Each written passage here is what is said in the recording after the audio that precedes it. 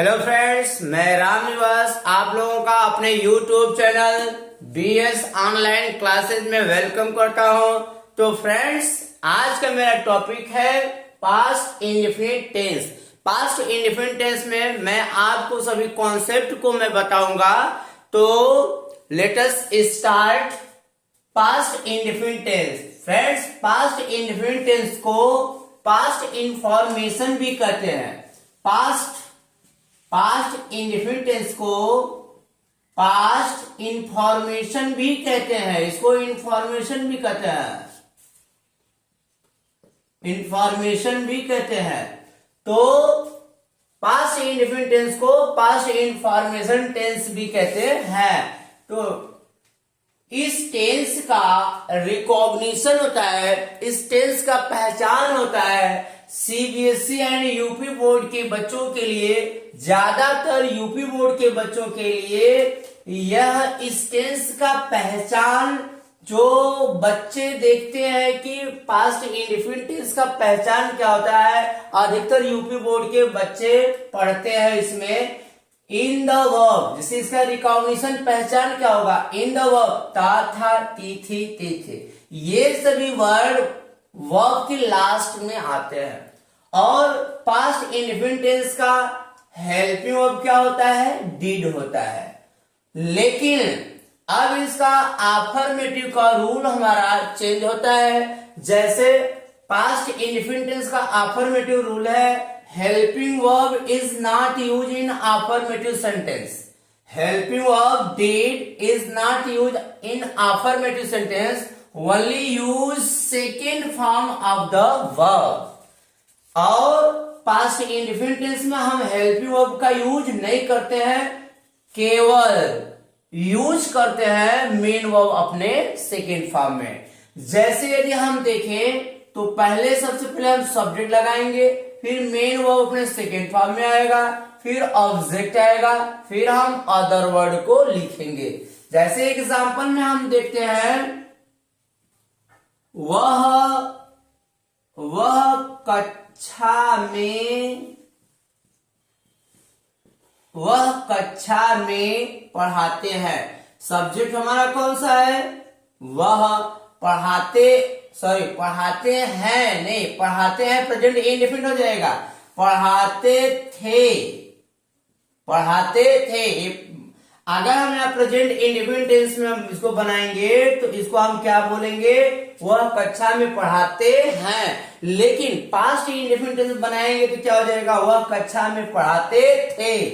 क्या हो जाएगा, यहाँ हमारा वह सब्जेक्ट हो गया, पढ़ाते थे हमारा क्या बन जाएगा, मेन वर्ब, इसमें पहचान जुड़ गया, ता था ती थी ते थे। तो इसको हम ट्रांसलेट करेंगे, यहाँ क्या हो जाएगा, ही के बाद पढ़ाते थे, इंग्लिश क्या हो जाएगा, सब्जेक्ट हो गया, सब्जेक्ट के बाद मेन वर्ब अपने सेकेंड फॉर्म में पढ़ाना की इंग्लिश क्या होगा, टीच। और टीच का सेकेंड फॉर्म क्या हो जाएगा, taught. He taught in the class, he taught in the class. उसी तरह से और एग्जांपल देखें तो the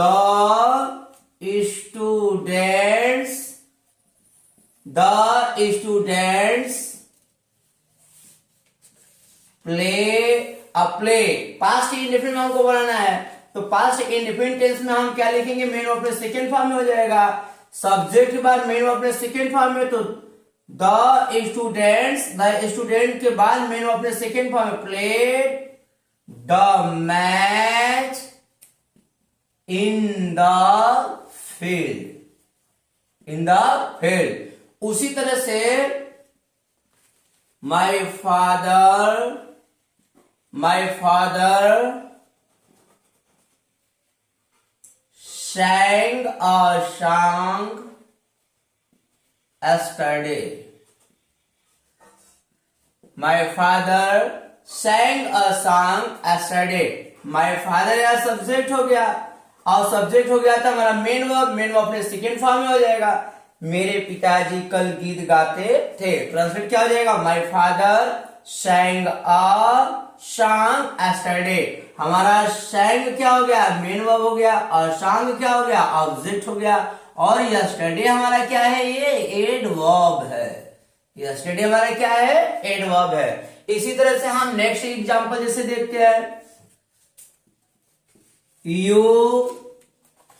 you went to market, you went to market, आप मार्केट गए थे। हम लोग we called him in the function, we called him in the function।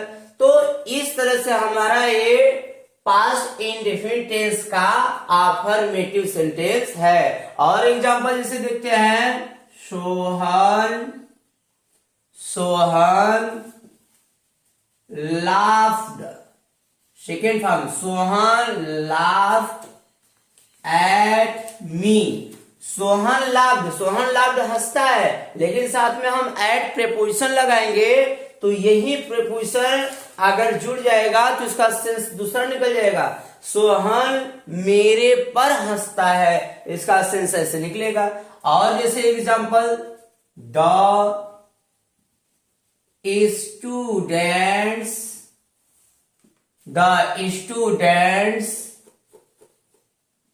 made a noise, the students made a noise, Radha broke my pen yesterday, Radha broke my pen yesterday. तो friends, इस तरह से हमारा ये अफर्मेटिव सेंटेंस होता है।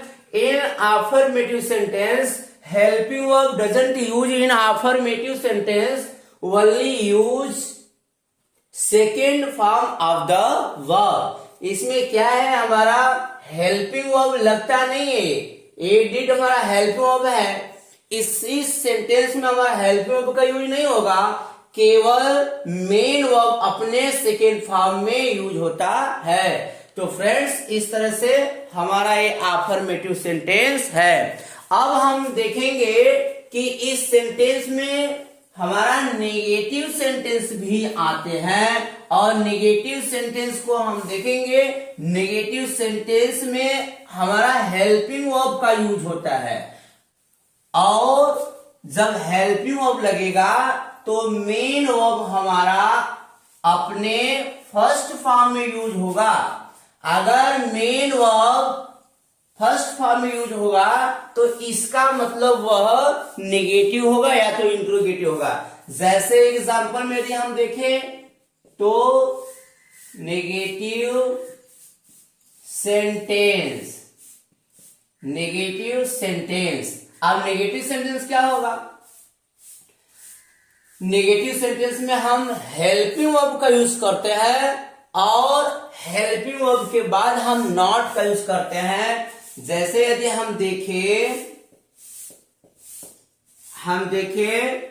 तो subject plus did plus not plus main verb अपने आप फर्स्ट फॉर्म में हो जाएगा, प्लस ऑब्जेक्ट और प्लस अदर वर्ड। ये हमारे सेंटेंस है जो नेगेटिव सेंटेंस में यूज होंगे। जैसे एग्जांपल में यदि हम देखते हैं, हम लोग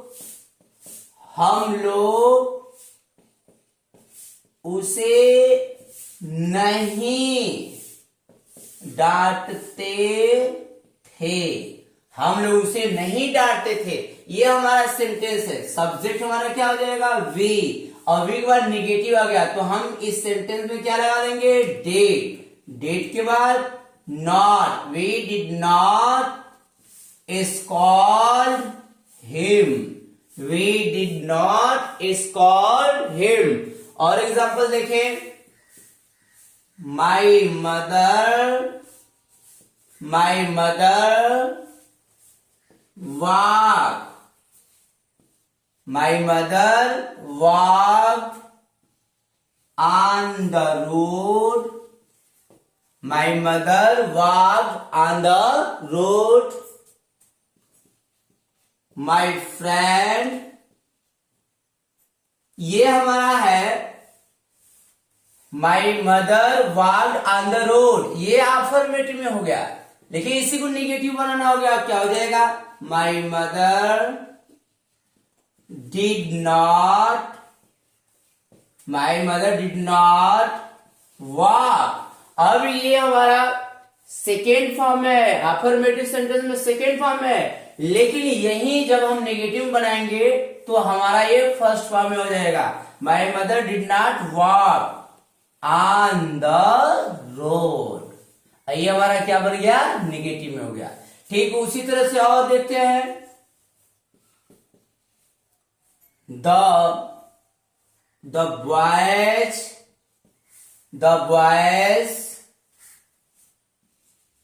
did not swim in the river. The boys did not swim in the river. तो फ्रेंड्स यहां है हमारे नेगेटिव सेंटेंस में, नेगेटिव सेंटेंस में है तो हमारा हेल्प रोल लगा है, we did not scold him, और ये सेंटेंस हमारा अफर्मेटिव में है तो मेन वो अपने सेकेंड फॉर्म में हो गया, लेकिन ये सेंटेंस इसी को हम नेगेटिव में बदलेंगे तो यहाँ मेन वो अपने फर्स्ट फॉर्म में हो जाएगा। अगला सेंटेंस क्या है, the boy did not swim in the river. तो फ्रेंड्स ये सब हमारे नेगेटिव सेंटेंस है। और एग्जांपल देखते हैं, जैसे the players did not play football match. The player did not play football match. Raj did not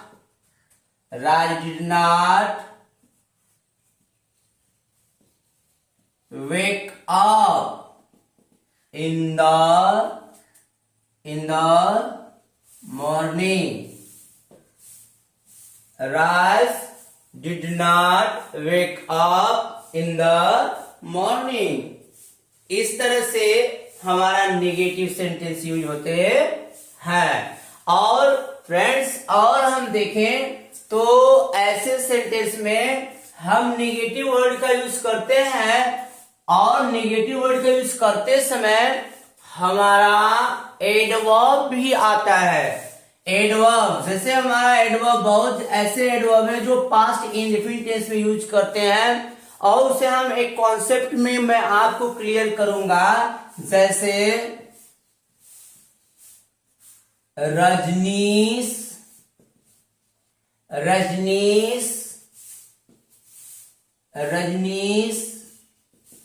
did not help me yesterday.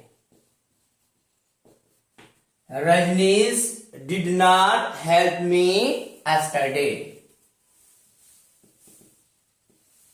Simpy did not study. Simpy did not study in Holy Cross English School in Holy Cross English School last year. Simpy did not study in Holy Cross English School last year. तो friends ये हमारे क्या है, adverb है। अब ये कैसे use होगा मैं एक कॉन्सेप्ट में मैं आपको बताऊंगा। तो ये है हमारा नेगेटिव सेंटेंस। जब नेगेटिव वर्ड आएंगे तो मेन वर्ब हमारा फर्स्ट फॉर्म में होता है। तो फ्रेंड्स इसे आप राइट डाउन कीजिए, उसके बाद मैं आपको बताता हूं मैं अपना अगला कॉन्सेप्ट। फ्रेंड्स, ये मेरा नेक्स्ट कॉन्सेप्ट है, कॉन्सेप्ट फर्स्ट। अब इसमें हम देखेंगे कौन से एडवर्ब आएंगे तो उसे हम पास्ट इंडेफिनिट में यूज करेंगे, और कौन सा एडवर्ब आएंगे तो उसे हम पास्ट इंडेफिनिट में यूज करेंगे, लेकिन अन्य टेंस में हम यूज नहीं करेंगे। जैसे देखना है पास्ट इंडेफिनिट टेंस, पहले ये देखिए कि एडवर्ब पास्ट वर्ड या पास्ट एडवर्ब कैसे या कौन कौन होते हैं। पास्ट वर्ड या पास्ट एडवर्ब से yesterday, yesterday morning, yesterday evening, yesterday, yesterday at 4 o'clock, on Monday, in कोई भी यहां 17 आ सकते हैं। तो ये हमारे क्या है, ये पास्ट वर्ड है या पास्ट एडवर्ब है। ये पास्ट एडवर्ब जब आएंगे तो हमारा पास्ट इंडेफिनिट टेंस है, पास्ट इंडेफिनिट टेंस आएगा तो हम पास्ट एडवर्ब का हम यूज करेंगे, यानी पास्ट इंडेफिनिट टेंस आएंगे तो हम ये सभी एडवर्ब का यूज करेंगे। लेकिन पास्ट परफेक्ट टेंस में ये पास्ट एडवर्ब का यूज नहीं आएगा।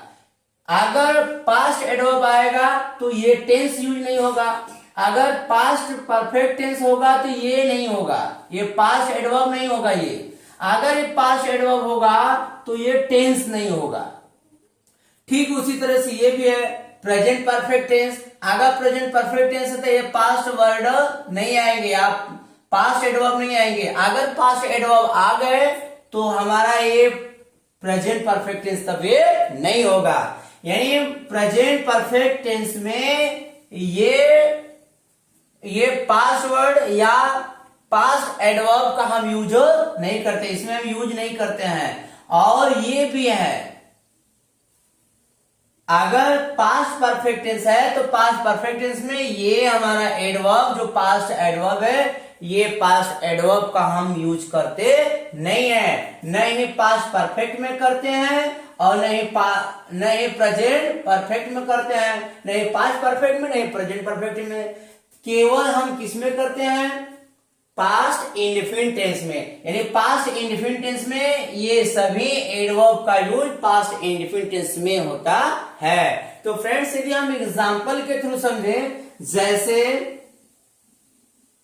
My class teacher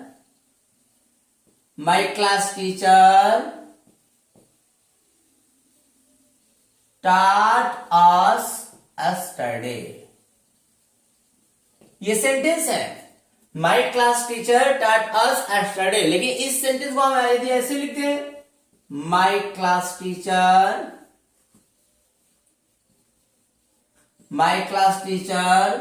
had taught us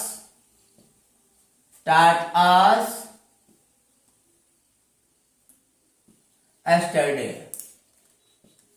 तो ये रॉन्ग है और ये क्या है, करेक्ट है। अगर यदि हम इसको ऐसे लिखते हैं, माय क्लास टीचर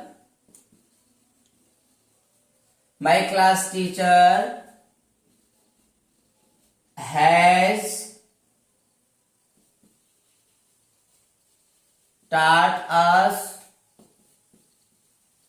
yesterday, तो ये भी सेंटेंस क्या है, रॉन्ग है, क्योंकि ये पास्ट वर्ड है या पास्ट एडवर्ब है। ये पास्ट एडवर्ब है तो ये केवल पास्ट इंडेफिनिट में यूज होते हैं, ये पास्ट परफेक्ट और प्रेजेंट परफेक्ट टेंस में ये सब यूज नहीं होते हैं। इस प्रकार से हम ऐसे एग्जांपल के थ्रू यदि हम समझें तो ये केवल ये सेंटेंस हमारा करेक्ट है, my class teacher taught us yesterday, ये सेंटेंस हमारा करेक्ट है। लेकिन my class teacher had taught us yesterday ये रॉन्ग है, और my class teacher has taught us yesterday ये भी रॉन्ग है।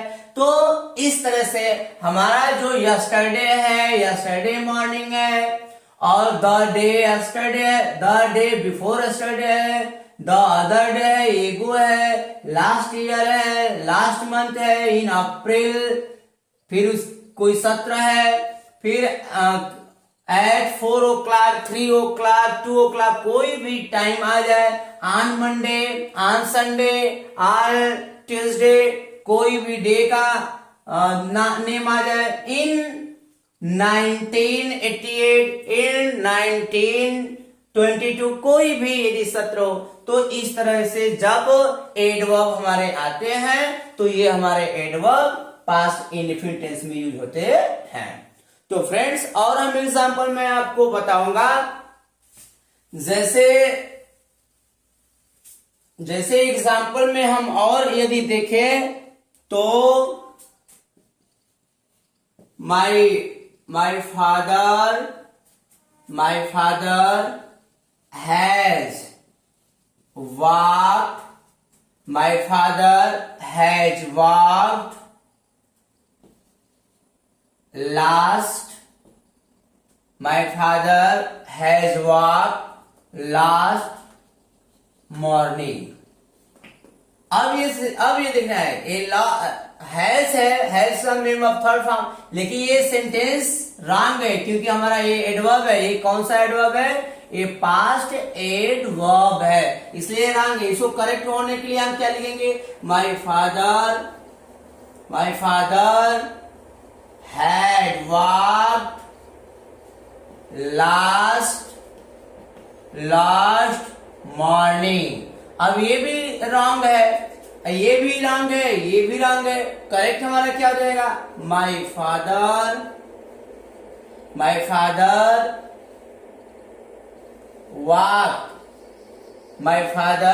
Walk last morning.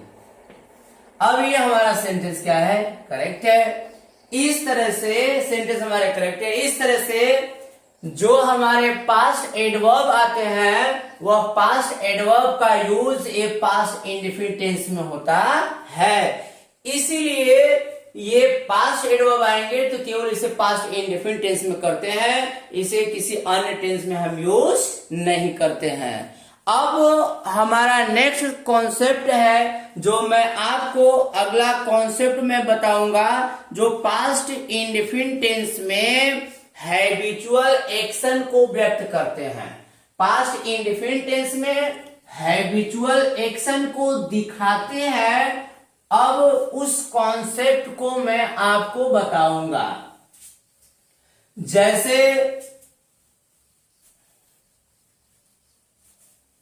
जैसे हमारा यदि हम देखें तो हमारा सेकेंड कॉन्सेप्ट है,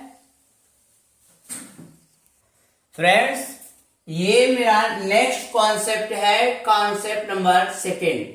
इसमें मैं आपको बताऊंगा ये पास्ट इंडेफिनिट टेंस में हैबिचुअल एक्शन दिखता है। इस हैबिचुअल एक्शन को दिखाने वाले पास्ट इंडेफिनिट टेंस में जो हैबिचुअल एक्शन को दिखाने वाले वर्ड है, ऑलवेज है, नेवर है, सेल्डम है, ऑफेन है, स्कार्सली है, रेयरली है, डेली है, एवरीडे है, एवरी मंथ है, एवरी ईयर। ये सभी जो एडवर्ब हैं, ये सभी एडवर्ब जो हमें एक हैबिचुअल एक्शन को दिखाते हैं। ये हैबिचुअल एक्शन, अब इसको हम यूज करें, जैसे यदि हम यूज करें तो my friend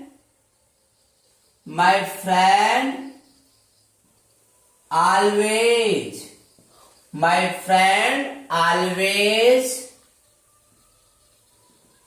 carried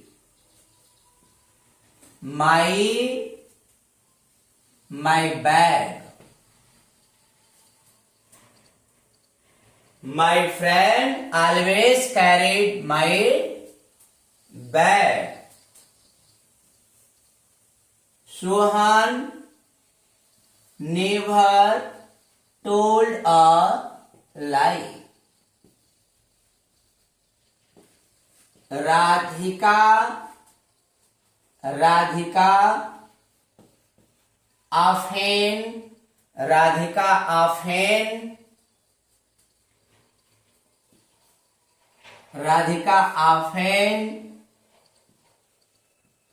went to market. Ali Abbas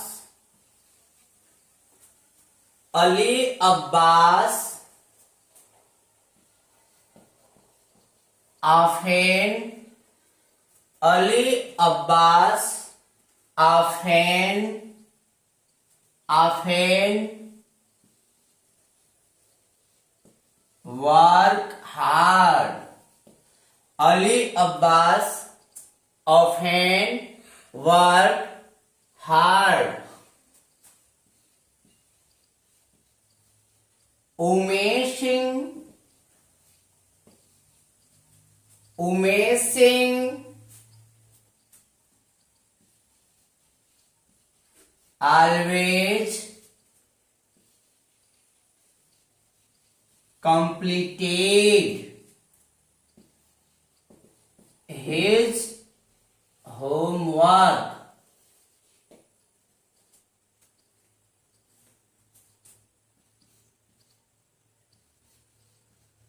Yogesh Gupta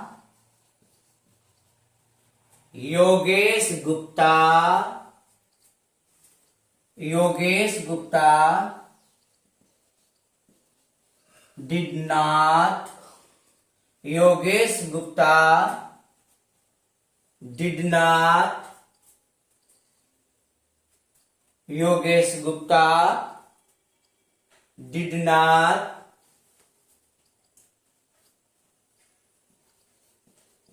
often tell a lie. तो फ्रेंड्स, इस तरह से हमारा ये जो एडवर्ब है, हैबिचुअल एक्शन दिखाने वाले जो एडवर्ब है, ऐसे एडवर्ब जब आएंगे हैबिचुअल एक्शन दिखाने वाले को हम इस प्रकार हम ट्रांसलेट करते हैं। और यदि एग्जांपल हम देखें, जैसे और हमारा सेंटेंस है,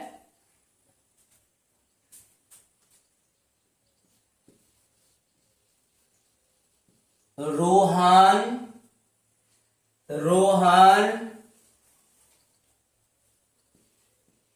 ran on the road every day। ये हमारा सेंटेंस है। ऐसे अगर हमारे एडवर्ब आते हैं जो हैबिट दिखाने वाले आते हैं एडवर्ब, तो हम इसका ऐसे ही यूज करते हैं। Rohan rain on the road every day. Every day, Rohan का एवरी डे प्रतिदिन रोड पर दौड़ने का आदत है। इसलिए यहां पर पास्ट इंडेफिनिट टेंस में एवरी डे हमारा हैबिचुअल एक्शन दिखाता है। तो फ्रेंड्स, ये हमारा हैबिचुअल एक्शन दिखाने वाले वर्ड है। लेकिन एक मैं आप लोगों को एक यूज मैं बताऊंगा, जो कुछ ऐसे वर्ड है जो हैबिचुअल एक्शन को दिखाते हैं। जैसे ये हमारा एक वर्ड है यूज टू और वुड। ये यूज टू और जो वुड है, ये हमारा पास्ट इंडेफिनिट टेंस में हैबिट दिखाता है। अगर हम देखें तो ये यूज टू और वुड, ये दोनों वर्ड पास्ट इंडेफिनिट में हैबिट दिखाता है। जैसे एग्जांपल में देखें तो Ali Abbas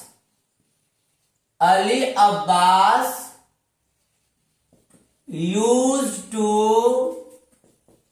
tell a lie. Sentence correct है। दूसरा सेंटेंस, अली अब्बास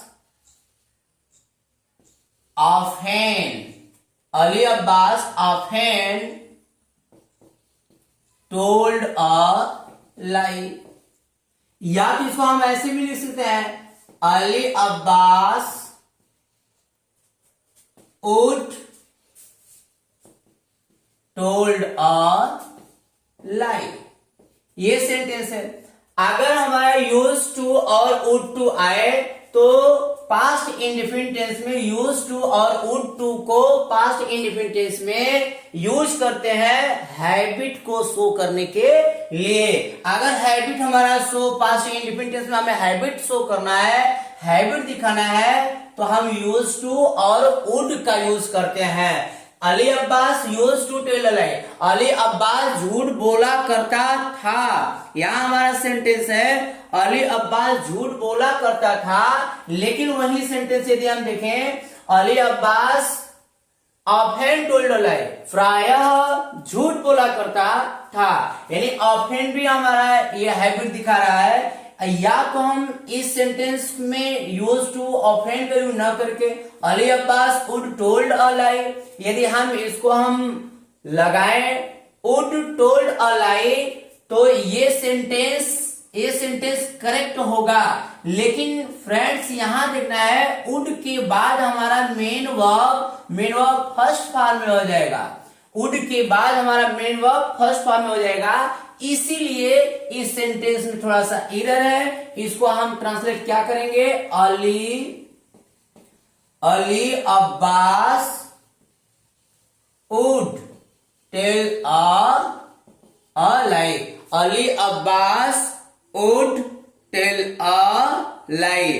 अब ये सेंटेंस हमारा है, अली अब्बास हमारा सब्जेक्ट होगा और यहाँ जो वुड है, वुड हमारा क्या दिखा रहा है, ये हैबिट। जब वुड हैबिट दिखा रहा है, ये पास्ट टेंस है, इसीलिए यहां पर क्या हो जाएगा, ये मेन वर्ब हमारा फर्स्ट फॉर्म में हो जाएगा। मेन वर्ब हमारा ये फर्स्ट फॉर्म में हो जाएगा। तो इस तरह से हमारा ये यूज टू और वुड हमारा हैबिट दिखाता है। अब हम चलते हैं अपने नेक्स्ट कॉन्सेप्ट की तरफ, जो हमारा अगला कॉन्सेप्ट है थर्ड। इस तरह से हमारा ये सेकेंड कॉन्सेप्ट समाप्त होता है। और जैसे अगर देखा जाए तो हिंदी में इसका सेंस कैसे निकलते हैं, जैसे वह नदी में तैरा करता था। वह नदी में तैरा करता था, ये सेंटेंस है। इसका हम यदि ट्रांसलेट करें तो क्या हो जाएगा, he often swam in the river। और दूसरे तरीके से देखें तो he used to swim in the river। और दूसरा तरीका है इसका, he would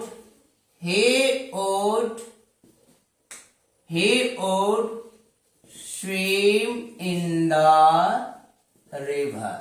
और इस ट्रांसलेट को हम तीनों तरीके से बना सकते हैं। हमारा ये भी करेक्ट है, ये भी करेक्ट है और ये भी करेक्ट है। तो फ्रेंड्स, जब पास्ट इंडेफिनिट टेंस में हमें हैबिट दिखाना हो तो हम यूज टू या वुड का भी यूज कर सकते हैं। अब इसके बाद हमारा तीसरा कॉन्सेप्ट आता है। तीसरे कॉन्सेप्ट में यदि हम देखें तो हमारा तीसरा कॉन्सेप्ट है जिसमें यदि आ जाए आपका, तीसरे कॉन्सेप्ट में यदि हम देखें तो it is time. Second, it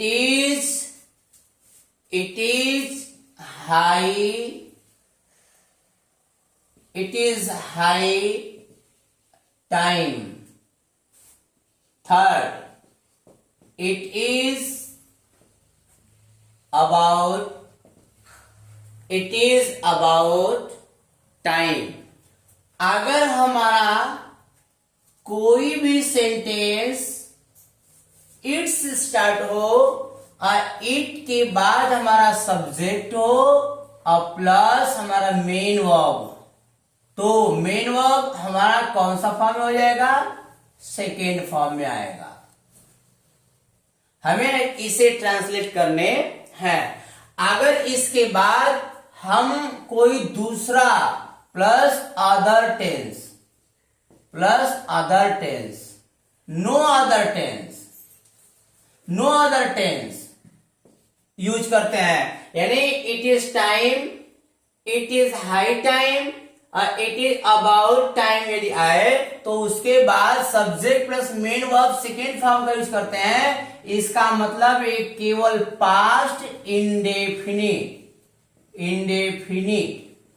केवल पास्ट इंडेफिनिट टेंस का यूज करते हैं और किसी अन्य टेंस का यूज नहीं करते हैं। जैसे और एक बात और है, यदि हम फोर्थ देखें तो यदि हमारा इट इज टाइम है, इट इज टाइम के बाद हमारा जो वर्ब आएगा वह वर्ब हमारा क्या आएगा? प्लस हमारा टू आएगा और प्लस वर्ब का बेस फॉर्म यहां लगेगा, यानी वर्ब का बेस फॉर्म यहां यूज होगा और किसी टेंस का यूज नहीं होगा। जैसे अब इस कॉन्सेप्ट को यदि हम देखें तो इस कॉन्सेप्ट को और इस दोनों कॉन्सेप्ट को हम देखते हैं, कि पहले ऐसा एग्जाम्पल देखें, it is time Sohan went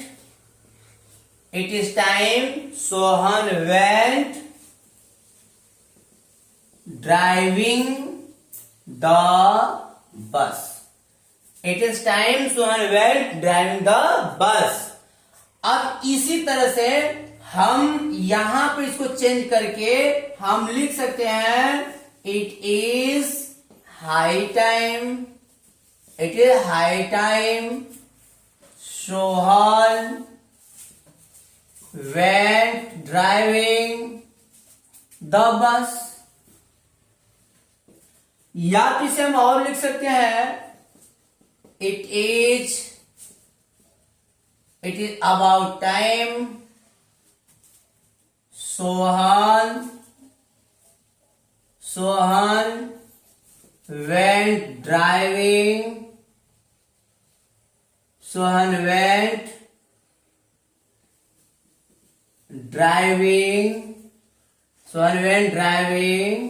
the bus. Driving sorry यहां ड्राइविंग होगा, ड्राइविंग।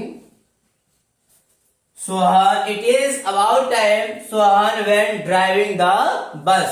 इस तरह से हमारा जो भी सेंटेंस आएगा इसे हम पास्ट इंडेफिनिट टेंस में यूज करते हैं। सब्जेक्ट के बाद हमारा पास्ट टेंस का यूज होता है। अगर सब्जेक्ट के बाद कोई पास्ट टेंस का यूज नहीं है, यानी it is about time, it is high time, it is time के बाद हमारा सिंपल पास्ट टेंस आएगा या पास्ट इंडेफिनिट टेंस का यूज होता है। और यदि हम एग्जांपल देखें तो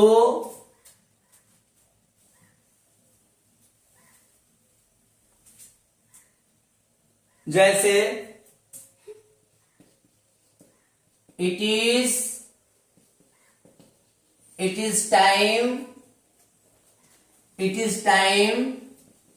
the pune it is time the pune rang the bell।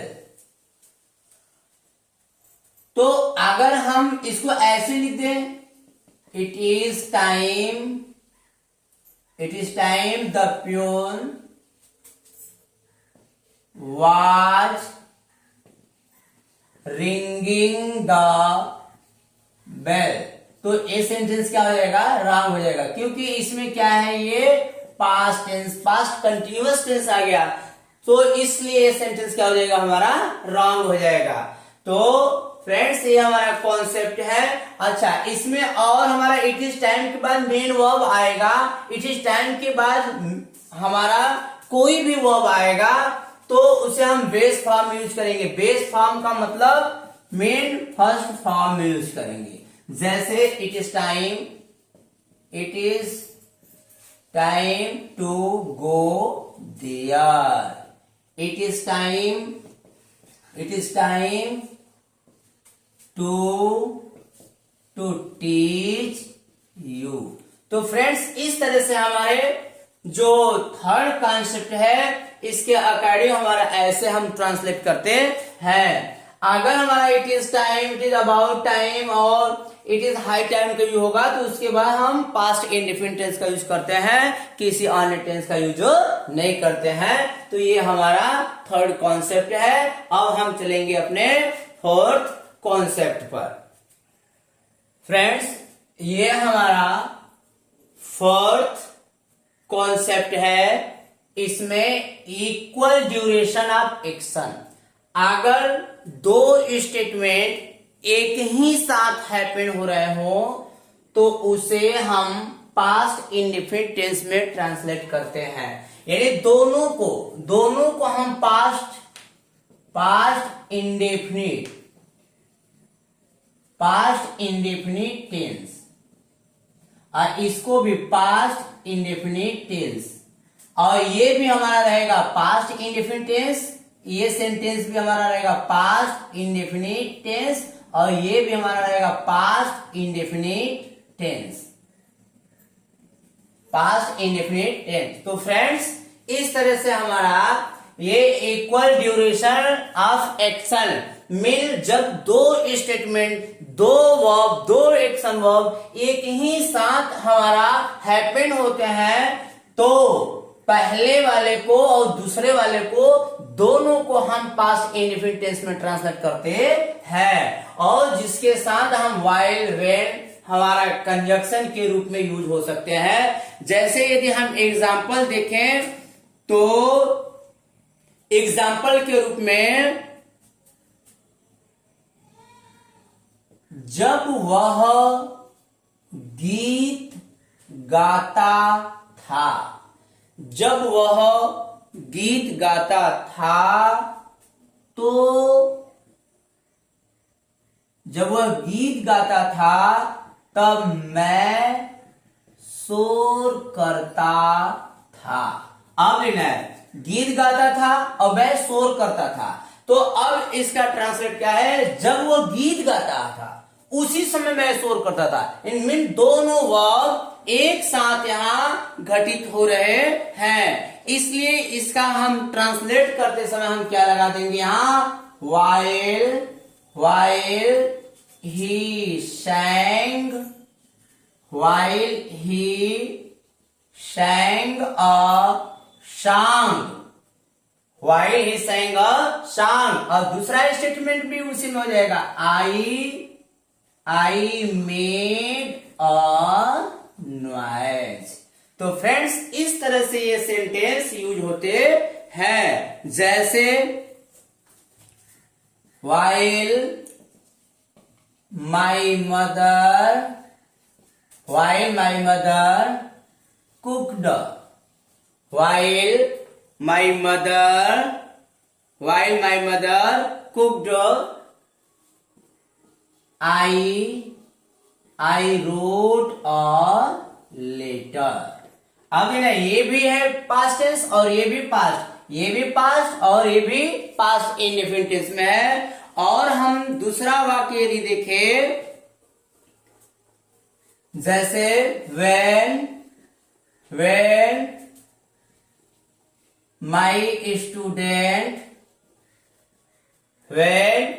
my student wrote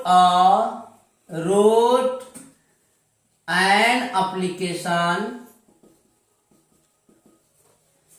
when my students wrote an application, we clapped। When my students wrote an application, we clapped या I clapped। तो friends इस तरह से हमारे जो sentence है, जो time interval नहीं होते हैं बीच में, दोनों एक साथ हैपन होते हैं, दोनों एक्शन वर्ब, तो ऐसे वर्ब को हम दोनों को हम पास्ट इंडेफिनिट टेंस में हम ट्रांसलेट करते हैं। तो इस तरह से हमारा इक्वल ड्यूरेशन ऑफ एक्शन होता है, जिसमें हमारा दोनों वर्ब पास्ट टेंस में यूज होता है। और एग्जांपल हम देख सकते हैं इसमें, जैसे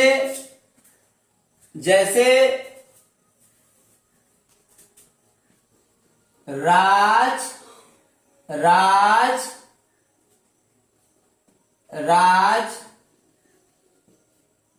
played the game।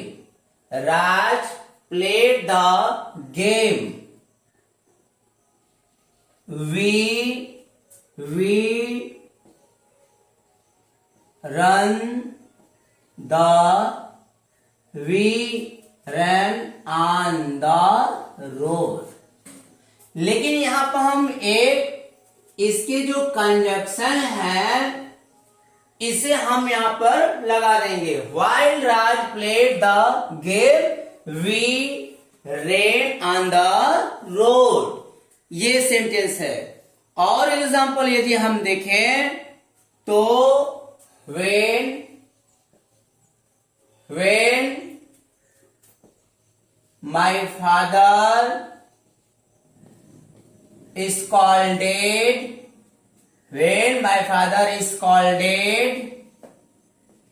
me, I laughed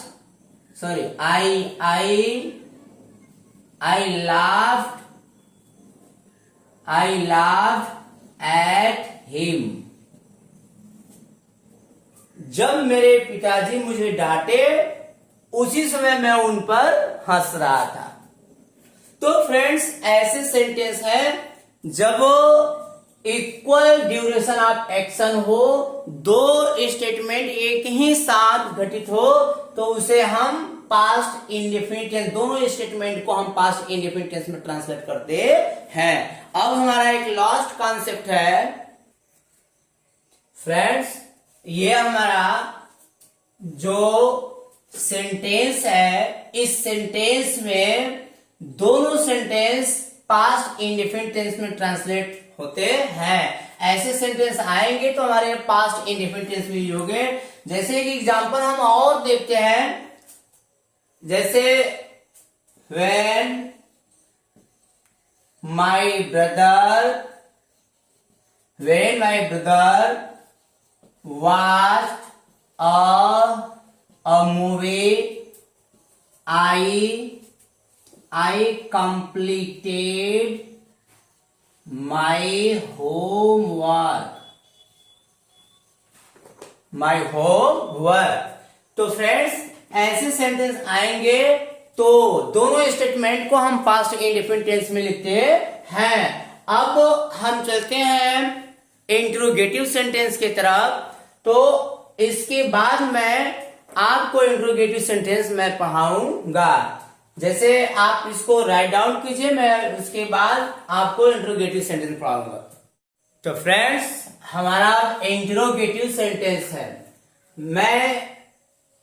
मैं अपने प्रेजेंट इंडेफिनिट टेंस में सभी इंट्रोगेटिव वर्ड को डिटेल में कैसे यूज होता है मैं पढ़ाया हूं इसमें। तो फ्रेंड्स अगर उस वीडियो को आप नहीं देखे हैं तो आप देख लीजिएगा।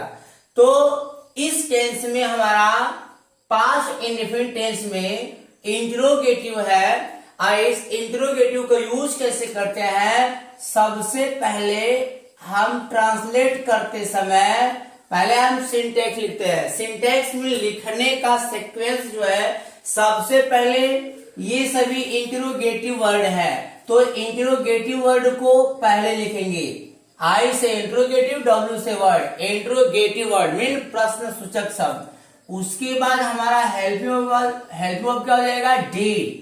उसके बाद क्या हो जाएगा, सब्जेक्ट। अगर निगेटिव वर्ड आया तो नॉट लगाएंगे, नहीं तो फिर उसके बाद क्या आएगा, मेन वर्ब, फिर ऑब्जेक्ट, फिर OW अदर वर्ड, हम क्वेश्चन मार्क लगा देंगे। जैसे अब हमारा पहला इंट्रोगेटिव वर्ड है व्हाट। अब ये व्हाट हम दो तरीके से यूज करेंगे।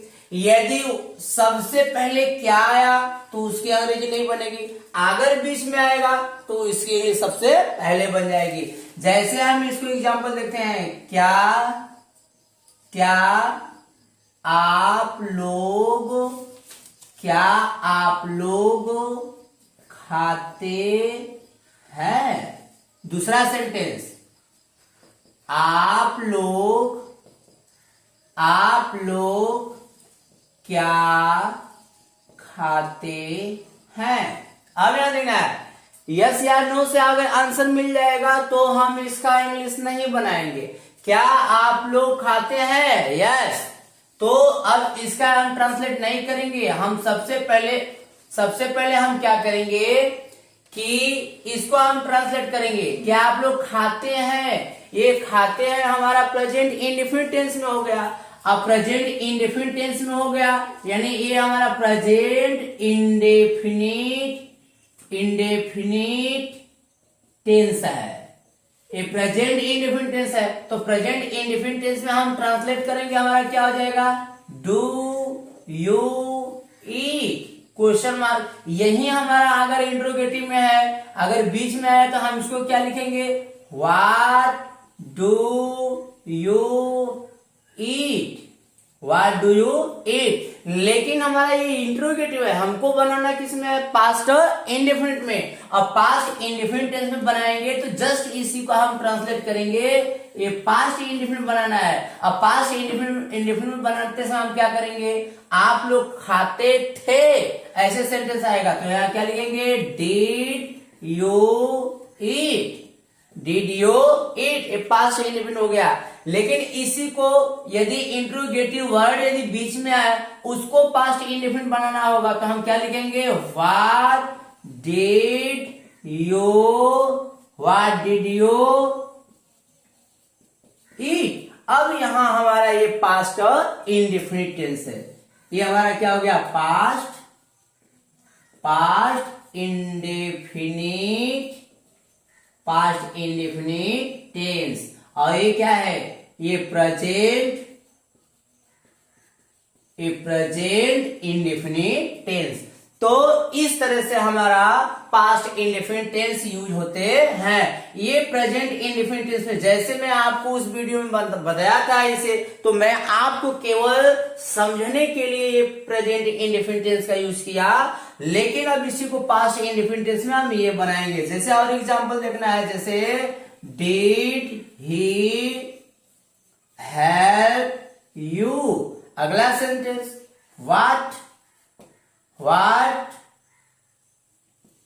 Did they right, what did they right. तो फ्रेंड्स ये हमारा इंट्रोगेटिव सेंटेंस है। इंट्रोगेटिव सेंटेंस जब आएंगे तो इस प्रकार से हम इसका यूज करेंगे, वो भी इंट्रोगेटिव वर्ड ओनली व्हाट। अब इसमें देखना है, व्हाट को छोड़कर अन्य कोई भी इंट्रोगेटिव वर्ड आएगा तो उसका ट्रांसलेट हम इसी तरह से करेंगे। जैसे मान लीजिए हमारा व्हाट आ गया तो भी हम इसी तरह ट्रांसलेट करेंगे, और हमारा व्हेन आ गया तो भी हम इसी तरह ट्रांसलेट करेंगे, अगर हमारा वेयर आ गया तो भी इसी तरह ट्रांसलेट करेंगे, अगर हमारा हाउ आ गया तो भी ऐसे ही ट्रांसलेट करेंगे। इसके बाद हमारा हुम है, अगर हुम आ गया तो भी हम इसी तरह से इसका ट्रांसलेट करेंगे। जैसे एग्जांपल में हम यदि लिखे तो when did they teach us, और अगला sentence where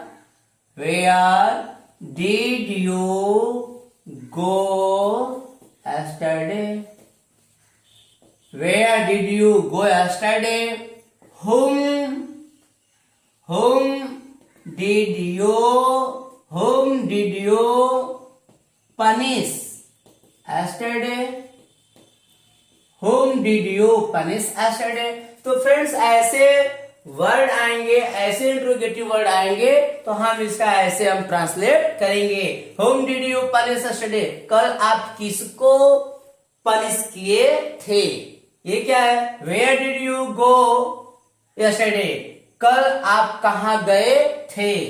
when did they teach us, कब वे लोग हमें पढ़ाए थे। तो फ्रेंड्स ऐसे हमारे इंट्रोगेटिव वर्ड यूज होते हैं। अगला हमारा इंट्रोगेटिव वर्ड है जो हाउ ऑफेन। हाउ ऑफेन क्या हो जाएगा, कितनी बार। अब इसको हम ट्रांसलेट करेंगे, जैसे how often did you tell a lie, कितनी बार आप झूठ बोलते थे। How often did he punish you.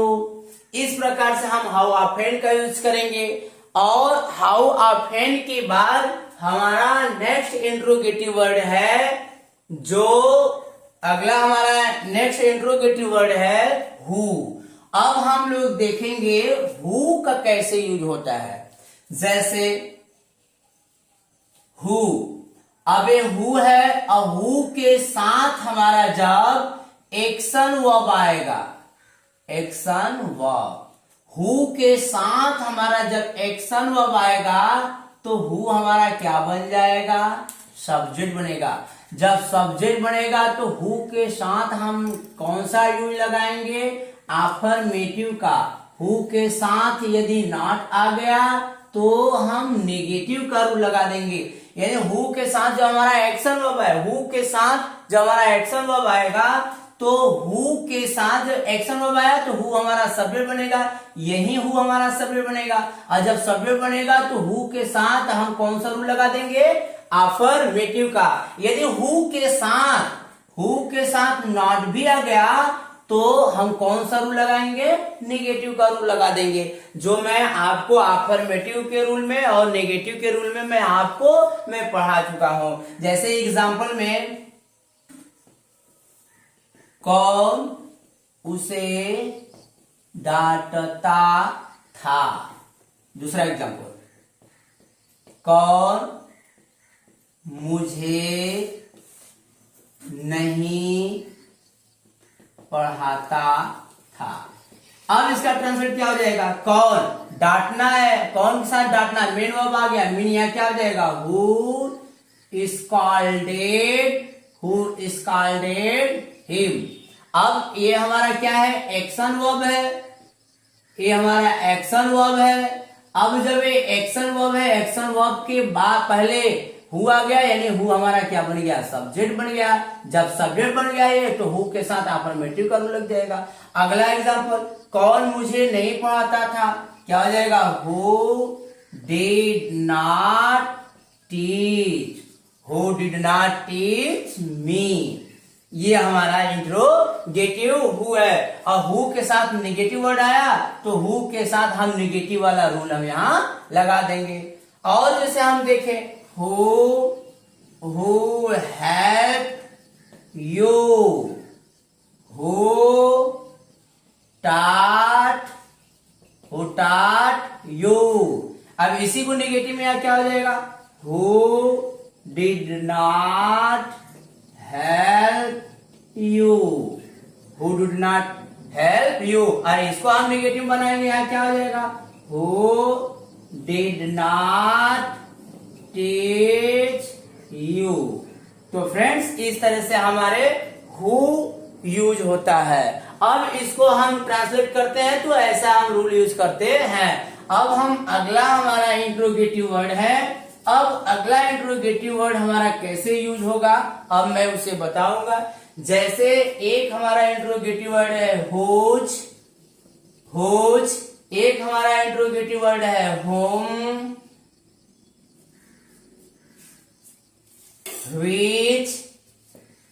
विच के बाद हमारा है एक और इंट्रोगेटिव वर्ड हाउ मेनी। ये इंट्रोगेटिव वर्ड है। अब ये इंट्रोगेटिव वर्ड यूज होते हैं सब्जेक्ट के रूप में। अगर सब्जेक्ट के रूप में ये इंट्रोगेटिव वर्ड यूज होगा, ये इंट्रोगेटिव वर्ड अगर सब्जेक्ट के रूप में यूज होगा तो इसके साथ वही रूल लगेगा, एक अफर्मेटिव का। अगर इसके साथ नॉट भी आएगा तो इसका रूल कौन सा लग जाएगा, निगेटिव का। यानी ए इंट्रोगेटिव वर्ड के साथ यदि नॉट आएगा, अगर हमारा यहाँ नॉट आ गया, इंट्रोगेटिव वर्ड के साथ अगर हमारा नॉट आएगा तो हम नेगेटिव वाला रूल लगा देंगे, अगर नॉट नहीं आएगा तो हम अफर्मेटिव वाला रूल लगाएंगे। जैसे whose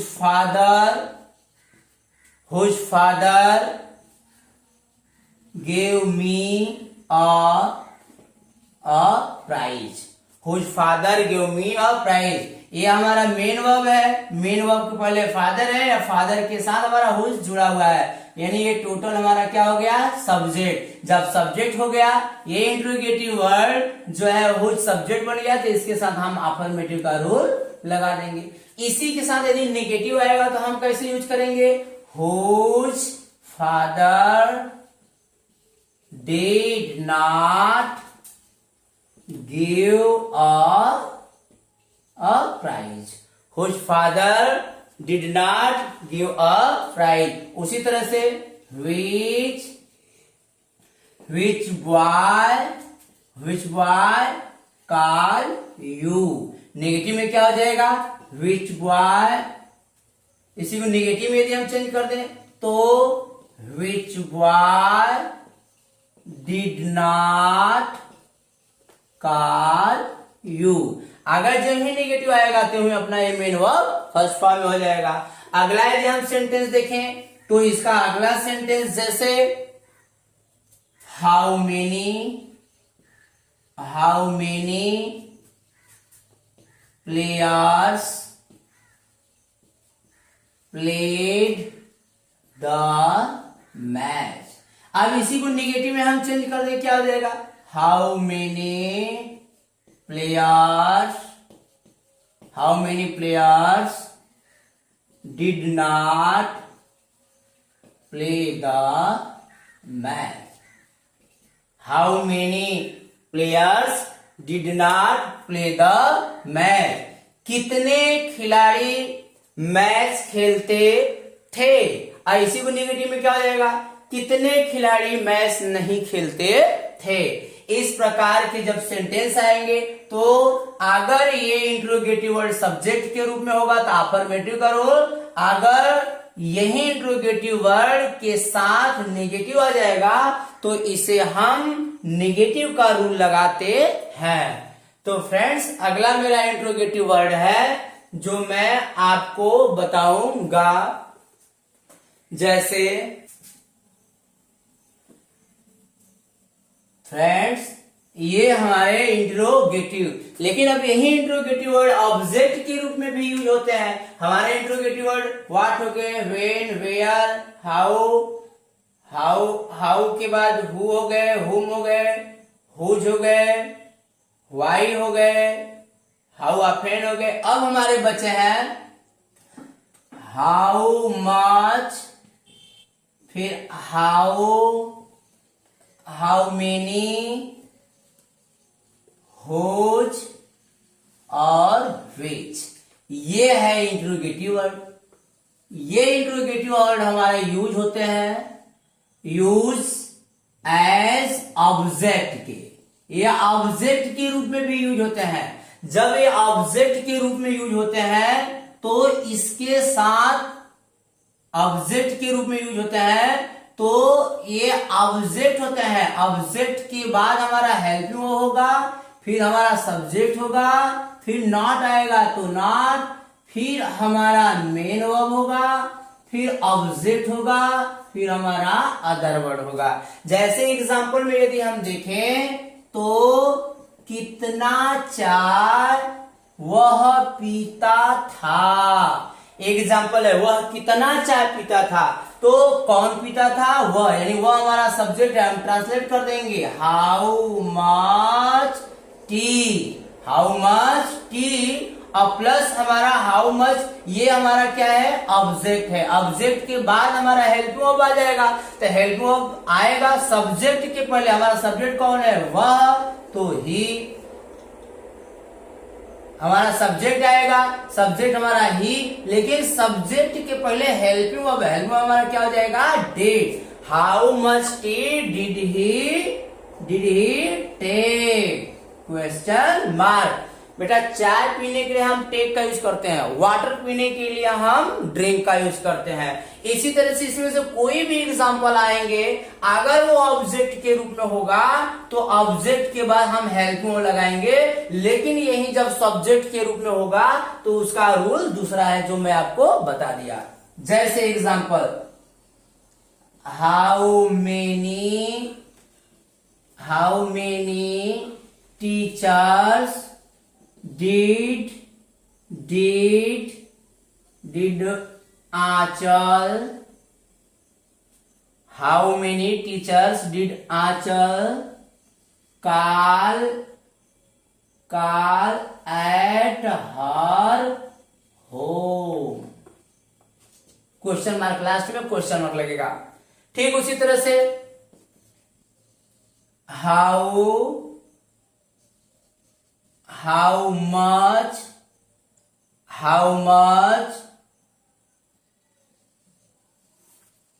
how much money did you not give him, ये हमारा इंट्रोगेटिव सेंटेंस। अगर इंट्रोगेटिव वर्ड आएंगे तो हम ऑब्जेक्ट के रूप में ऐसे ही इंट्रोगेटिव वर्ड का यूज करेंगे। और एग्जांपल देखते हैं, जैसे how many pens did you buy for me, how many pens did you buy for me. अब ये हमारा क्या है, यहाँ ऑब्जेक्ट, और ये यू क्या है, सब्जेक्ट, और वर्ब क्या है, मेन वर्ब, बाई क्या है, मेन वर्ब। इस तरह से और example,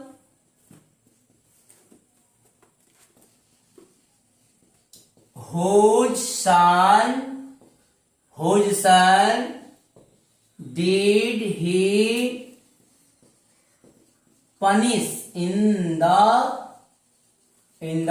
class, whose son did he punish in the class। अगला,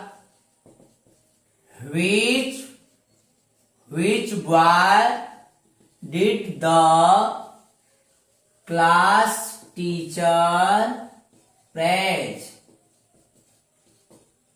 और अगला, which sentence